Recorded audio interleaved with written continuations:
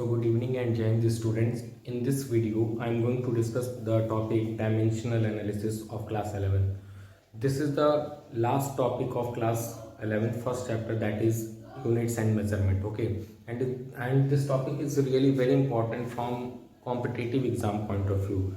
Though it means some questions are being asked from this topic in board also, but from exam point of view, from NEET or IIT JEE point of view, this topic is very much important. Okay, so before we start, we need to know what is the basic meaning of dimension. Okay, what is means the topic which we will cover in this video is that what is DA, that is dimensional analysis. Then afterwards we will discuss what are the various applications. Okay, so before we describe what is the dimension or what is the meaning of dimension, we need to be aware that there are two types of quantities. Okay, so first group is called fundamental quantities, and second group is called, suppose this is quantities, okay, physical quantities. Then they are broadly divided into two parts, fundamental and derived. Okay, so derived quantities किसको कहते हैं और fundamental किसको कहते हैं? Derived quantities वो quantities होते हैं जो कि हम फंडामेंटल के हेल्प से उनको डेवलप करते हैं. For example speed.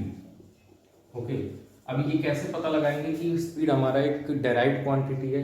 आप देखिए इसका जो यूनिट है मीटर पर second. Okay, so if suppose if you have to study speed, अगर आपको स्पीड का डेफिनेशन जानना है, स्पीड क्या होता है, उसको जानने से पहले आपको ये समझना जरूरी है कि मीटर क्या होता है और सेकंड क्या होता है. मतलब मीटर किसका यूनिट है, किस फिजिकल क्वांटिटी का, और सेकंड किस फिजिकल क्वांटिटी का यूनिट है. ठीक है, तो साफ साफ पता चल रहा है कि स्पीड का डेफिनेशन, स्पीड को जानने से पहले हमको मीटर यानी डिस्टेंस का पता होना जरूरी है और टाइम यानी सेकंड यानी टाइम का पता होना जरूरी है. Without having knowledge of distance and time we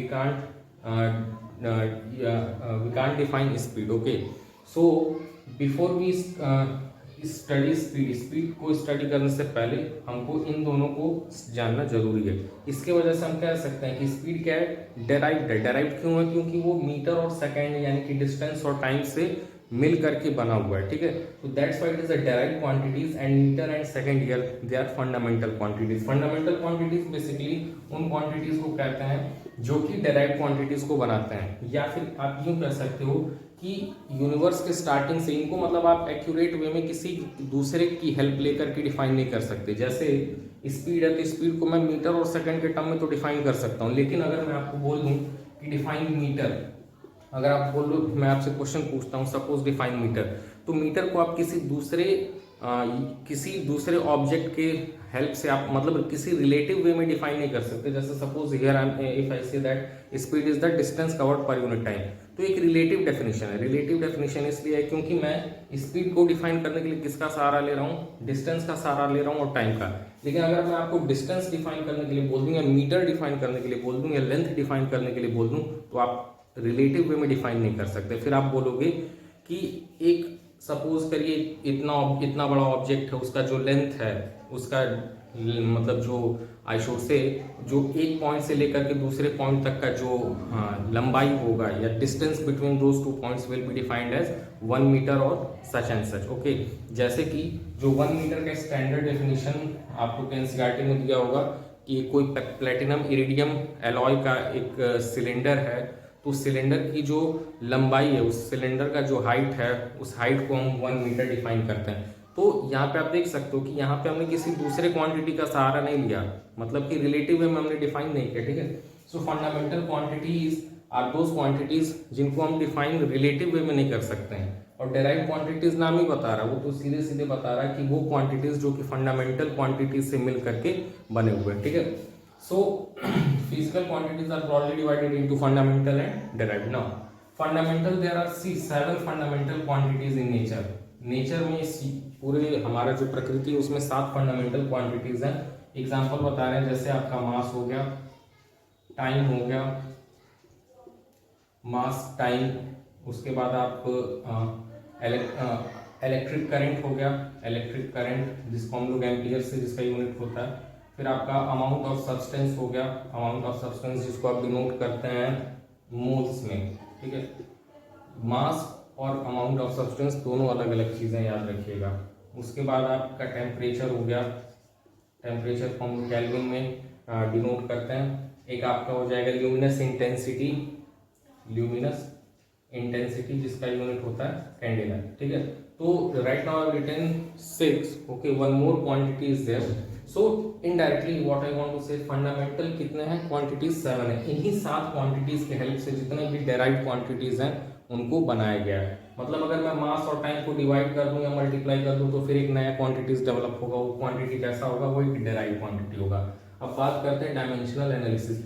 ये जो 7 फंडामेंटल क्वांटिटीज हैं, ये जो 7 फंडामेंटल क्वांटिटीज हैं, इन्हीं को हम 7 डायमेंशन ऑफ द, इन्हीं को हम 7 डायमेंशंस कहते हैं। फॉर एग्जांपल डायमेंशन का यहाँ पे एक और चीज मीनिंग ये नहीं है कि हाइट, ब्रेड्थ एंड लेंथ, उससे लेना देना डायमेंशन का नहीं है। डायमेंशन का यहाँ पे मीनिंग क्या है, जो 7 फंडामेंटल क्वांटिटीज हैं, ठीक है, जो 7 फंडामेंटल क्वांटिटीज हैं उन्हीं को हम क्या कहते हैं, 7 डायमेंशंस बोल देते हैं। 7 dimensions of this physical world. This 7 fundamental quantities are only known as by the other name, that these are known as 7 7 dimensions of this physical world, okay।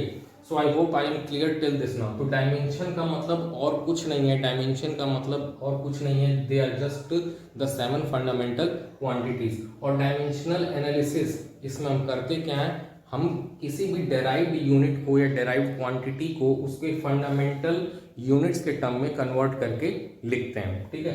तो what is dimensional analysis? Dimensional analysis is the process of conversion of any physical quantity, of any derived physical quantity into its basic और fundamental quantities। मतलब किसी भी derived quantity को उसके basic या fundamental units के term में लिखना, ठीक है, with there are certain rules which we will discuss, ठीक है। तो ये derived quantities को किस में convert करना, fundamental quantities, उनके fundamental quantities के terms में लिखना, ठीक है, उनको एक्सप्रेस करना, उसी प्रोसेस को हम डायमेंशनल एनालिसिस करते हैं, ठीक है। एग्जांपल मैं बता रहा हूँ, ओके।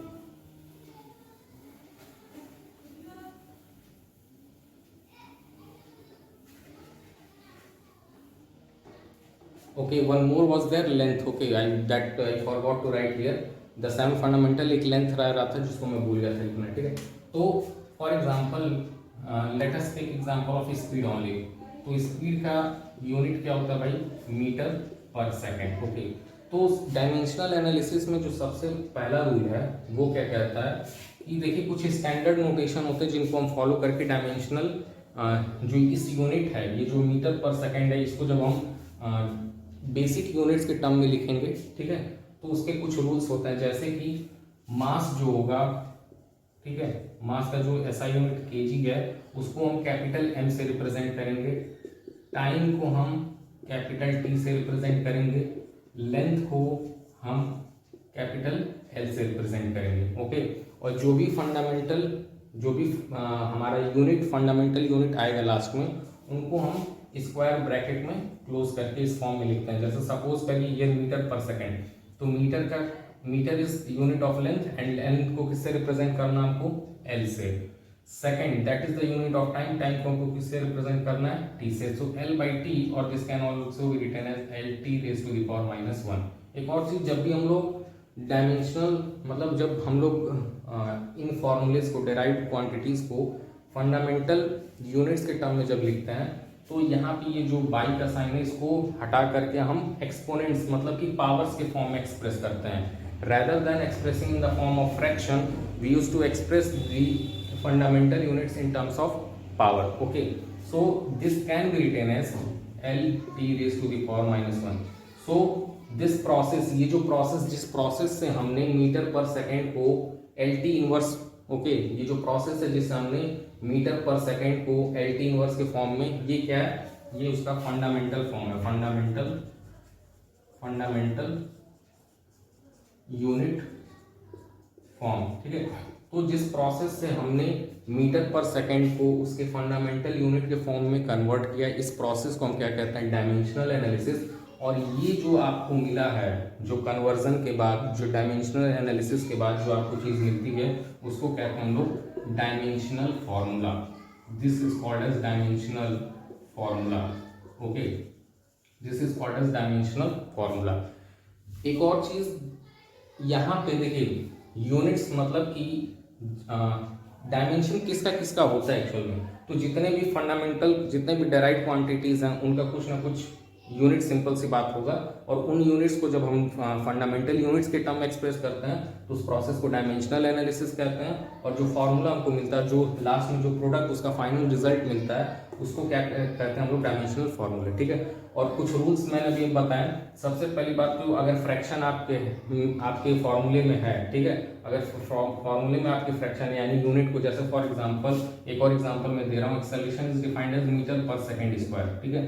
तो इसका डायमेंशनल फॉर्मूला क्या होगा, सबसे पहले स्क्वायर ब्रैकेट में आप लिखेंगे मीटर किसका है, लेंथ का है, और सेकंड स्क्वायर किसका है, टी स्क्वायर। बस ये आपको रिमूव क्या करना है, ये बीच में जो फ्रैक्शन वाला पार्ट है, और फॉर्मूला क्या हो जाएगा, LT⁻⁻², ठीक है।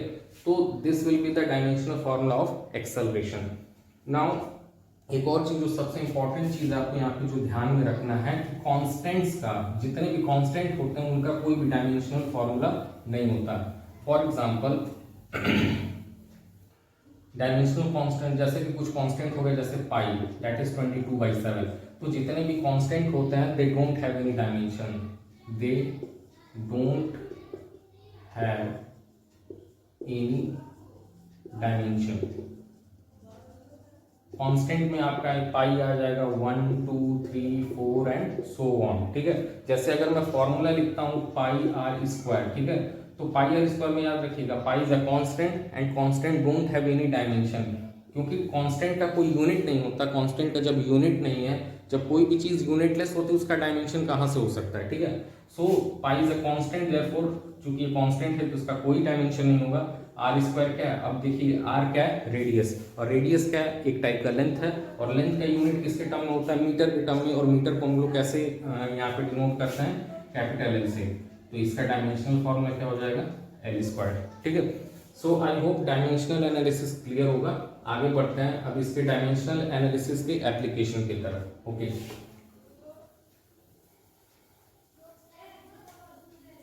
now the very first application which I have written here, the very first application is homogeneity.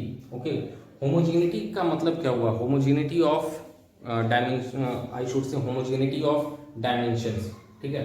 अब देखिए एक बात बहुत क्लियर है, और इनफैक्ट आप लोगों को भी पता होगा कि हम कभी भी एक फिजिकल क्वांटिटी को दूसरे फिजिकल क्वांटिटी के साथ ऐड करते हैं। मतलब कि अगर मैं लेंथ के साथ कुछ ऐड करना है मेरे को, तो सिंपल सी बात है, यहाँ पे जो क्वांटिटी होगा वो लेंथ ही होगा।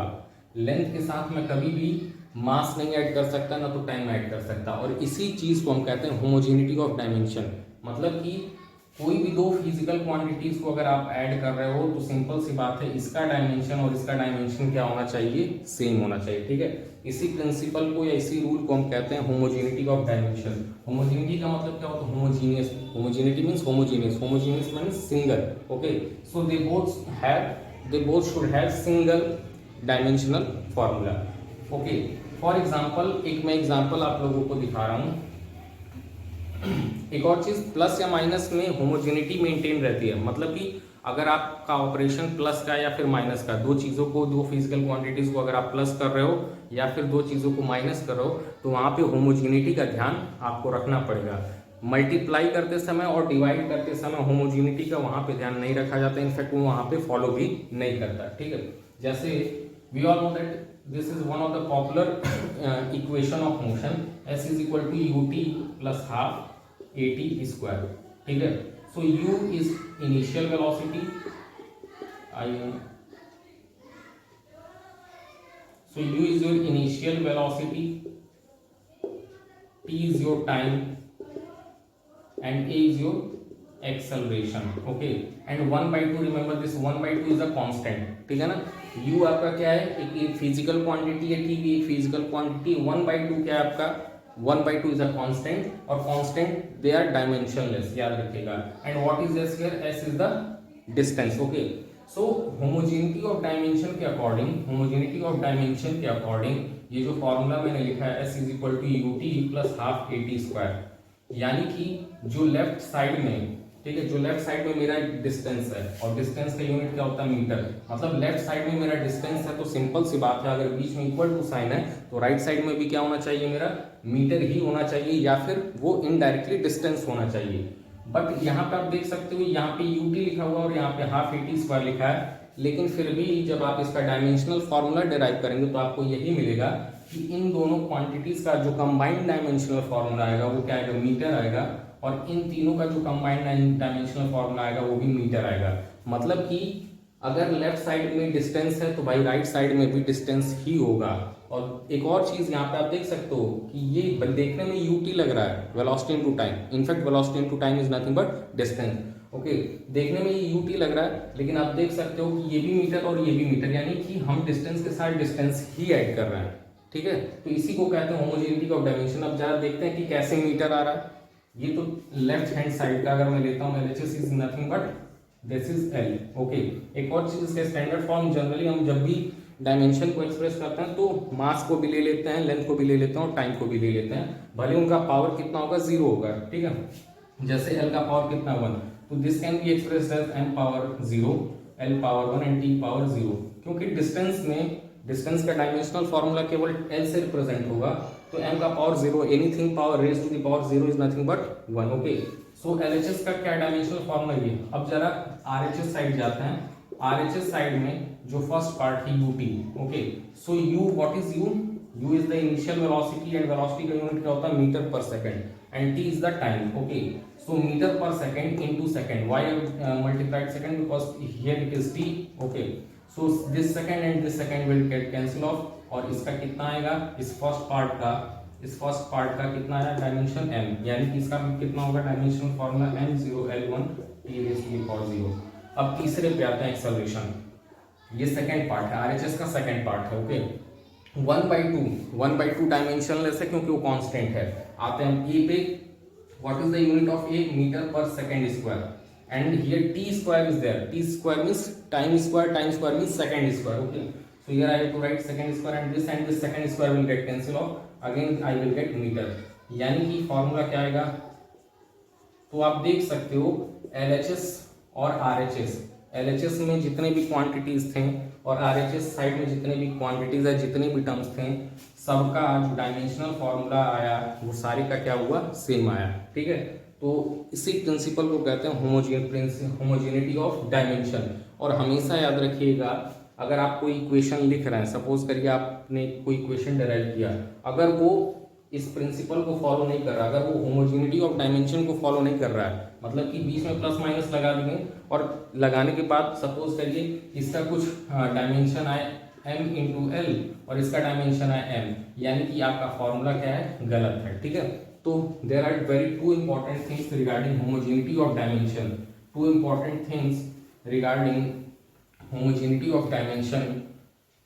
ये आपको ये भी चेक करके बताता है, होमोजेनिटी ऑफ डायमेंशन आपको बहुत इंपॉर्टेंट रिजल्ट देता है, आपको ये बताता है कि आपने जो इक्वेशन लिखा है वो सही है या फिर गलत। अगर मान लीजिए आपने कोई इक्वेशन लिखा, ओके, ये इक्वेशन आपने कोई लिखा, ये इक्वेशन अगर डायमेंशनल एनालिसिस के अकॉर्डिंग करेक्ट होता है, मतलब डायमेंशनल एनालिसिस से आपने चेक किया दोनों साइड का डायमेंशन, LHS और RHS साइड का डायमेंशन करेक्ट आ रहा है, ठीक है, तो दो केसेस हो सकते हैं। ठीक है, अगर इक्वेशन आपका डायमेंशनल एनालिसिस सेटिस्फाई करता है तो वो इक्वेशन करेक्ट हो भी सकता है, नहीं भी हो सकता है। अब नहीं किस केस में होगा ये जरा देखिए, जैसे सर्किल का एरिया होता है πr²।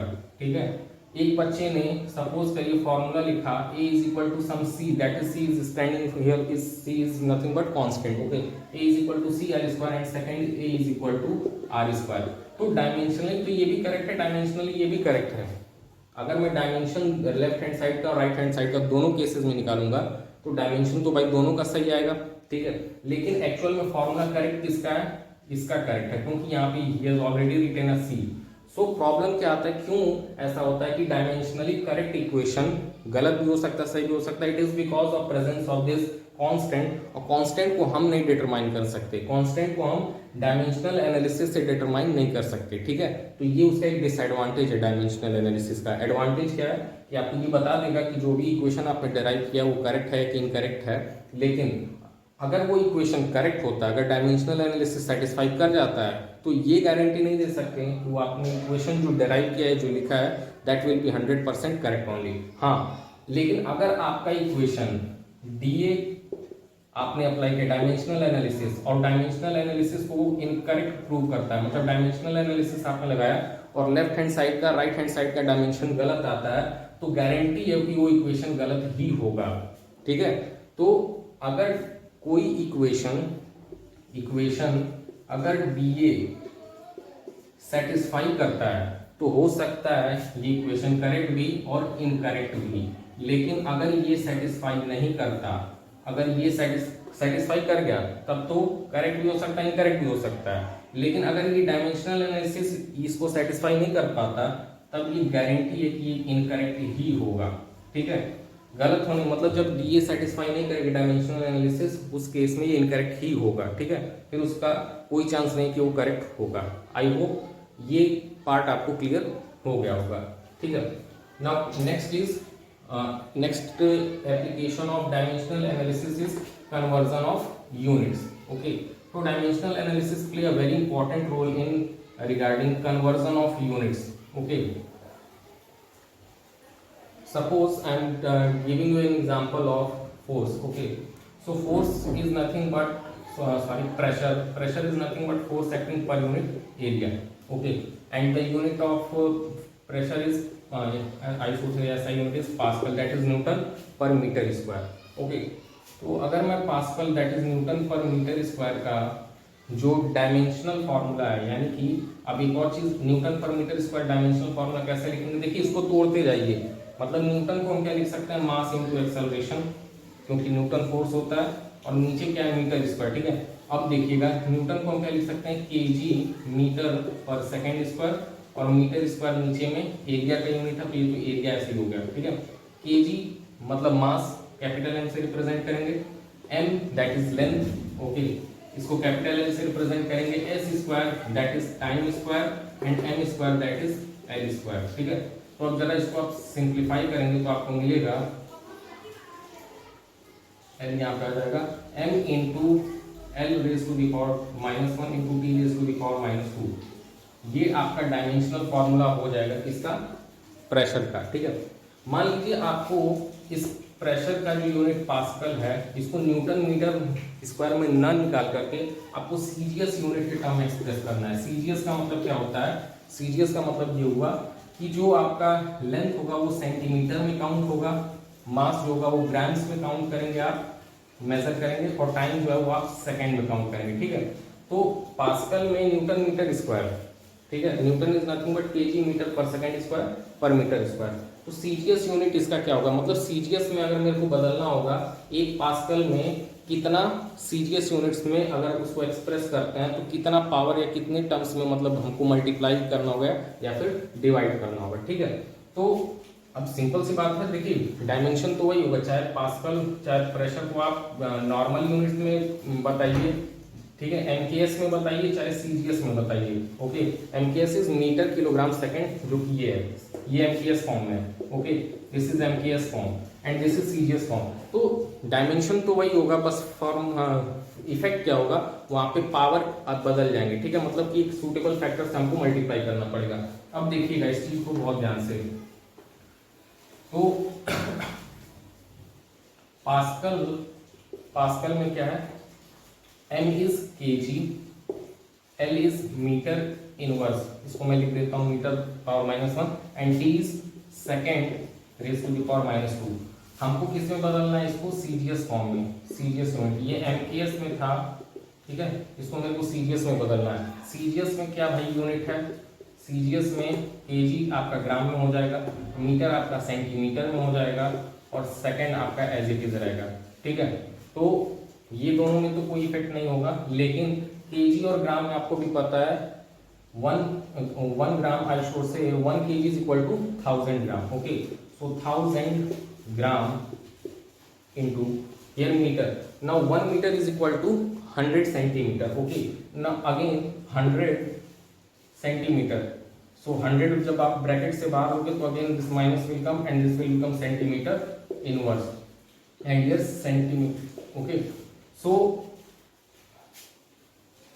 ये हो गया एमकेएस फॉर्म में, मतलब P अपॉन सीजीएस यूनिट इसका जो भी होगा, ठीक है, तो divided by G into centimetre inverse into second square. तो ग्राम ग्राम कैंसिल, ये कैंसिल हो गया, ये आपका कैंसिल हो गया, तो ये कितना हो जाएगा 1000 divided by 100। Okay, so 10 means अगर आपको एमकेएस से सीजीएस में जाना है, ठीक है, अगर आपको एमकेएस से सीजीएस में जाना है तो आप 10 से डिवाइड करोगे, अगर आपको सीजीएस से एमकेएस में आना है यानी 10 से मल्टीप्लाई करोगे, ठीक है। तो ये उसका एक एप्लीकेशन है डायमेंशनल एनालिसिस का। ये आपको हेल्प करेगा यूनिट कन्वर्जन में भी, कि एक यूनिट से जब हम दूसरे सिस्टम ऑफ यूनिट्स में जाते हैं तो कैसे हमको कितने फैक्टर से मल्टीप्लाई करना होगा। लास्ट है deducing relation. Last application of dimensional analysis is deducing relation. Now how does this work, how deducing relation, ये वाला पार्ट कैसे काम करता है। सपोज करिए एक एग्जांपल लेते हैं, ठीक है, तो let us take an example of the distance travelled. Okay, और सिंपली आई शुड से कि जो टाइम पीरियड होता है एक पेंडुलम का, एक सिंपल पेंडुलम का, जैसे सपोज करिए एक हाइट है, मतलब एक पर्टिकुलर और पॉइंट है जहाँ से एक मैंने पेंडुलम को बांध दिया और ये क्या हो रहा है, फ्रीली ऑसिलेट कर रहा है, ठीक है। तो टाइम पीरियड का मतलब क्या होता है कि एक कंप्लीट, मतलब एक पॉइंट से, इनिशियल पॉइंट से ऑसिलेट करके वापस इनिशियल पॉइंट पे आने में, मतलब ये पेंडुलम है आपका, इस पॉइंट से यहाँ पे गया, यहाँ से यहाँ पे, ठीक है, इसको कहते हैं to and fro motion. Okay, तो time period is nothing but the time taken from going from this to this, मतलब कि फ्रीक्वेंसी क्या होता है, 1 upon the time period will become the frequency. Okay, so अपनी इनिशियल पोजीशन पे वापस आने के लिए जो टाइम लगता है उसको हम क्या डिफाइन करते हैं, टाइम पीरियड। तो जो टाइम पीरियड होता है एक पेंडुलम का, हमको पता है, मेरे को फॉर्मूला नहीं पता, मेरे को फॉर्मूला डेराइव करना है। ये मेरे को पता है कि जो टाइम पीरियड होता है that is directly proportional to the length, मतलब कि सपोज करिए ये आपका एक फिक्स्ड वॉल है जिससे आपने ये पेंडुलम बांध करके रखा और ये टू फ्लो मोशन कर रहा है, ये इसका लेंथ है, इस धागे का लेंथ है, ठीक है। If T is directly proportional to L, और ये भी मेरे को पता है T is inversely proportional to G, G का एक्सेलरेशन ड्यू टू ग्रेविटी, ठीक है।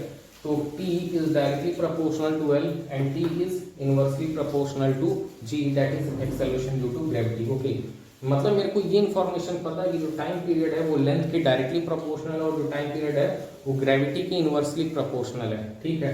तो अब मेरे को सपोज करिए I don't know, means just directly proportional, let it be, मानते हैं कि T directly proportional, I don't know, means बस मेरे को इतना पता है कि जो टी है, टाइम पीरियड है, वो एल पे डिपेंड करता है और जी पे डिपेंड करता है, ठीक है।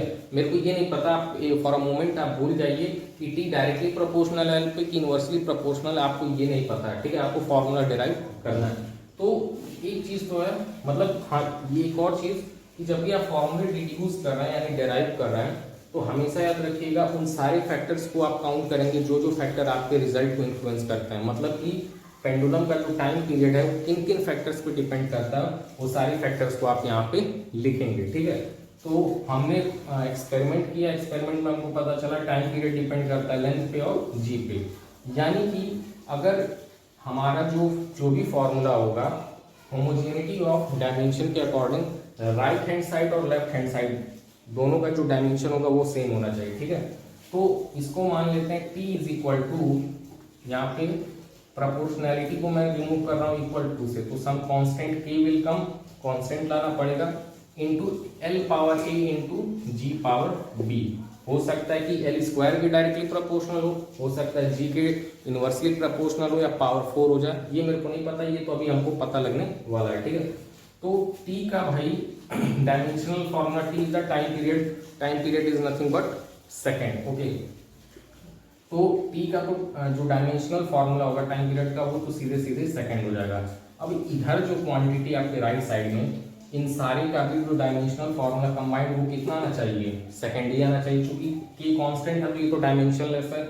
अब जरा एल का देखते हैं, एल का कितना आ रहा है, एल इसमें एन को इन्वॉल्व कर लेते हैं, पावर 0 मास का कोई टर्म नहीं है, ठीक है। एल का पावर कितना है ए। नाउ जी, जी क्या है, एक्सेलरेशन ड्यू टू ग्रेविटी, और एक्सेलरेशन ड्यू टू ग्रेविटी का मतलब क्या होता है, मीटर पर सेकेंड स्क्वायर। ओके, सो इसका यूनिट क्या हो जाएगा, L by S square bracket में पावर बी, यानी एल बाई एस स्क्वायर,